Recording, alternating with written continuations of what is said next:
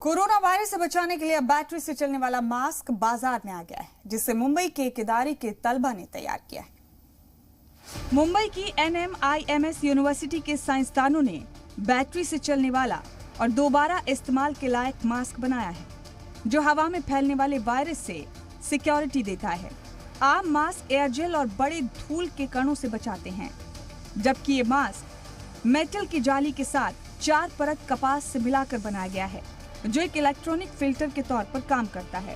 सांस लेने और छोड़ने के दौरान मास्क के रास्ते में आने वाले बीमारी पैदा करने वाले जरासीम फौरन इनएक्टिव हो जाते हैं, जिससे इस्तेमाल करने वाले को मुकम्मल सिक्योरिटी मिलती है।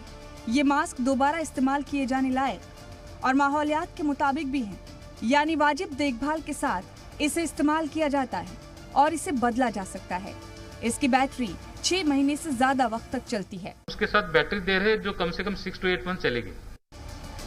ये मास्क माहौलियात के बोझ को कम करने वाले 240 से ज्यादा मास्क की जगह लेता है और इस तरह माहौलियात के मुताबिक मुफीद बन जाता है।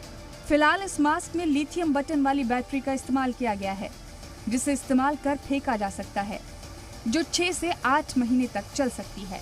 ब्यूरो रिपोर्ट, जी मीडिया।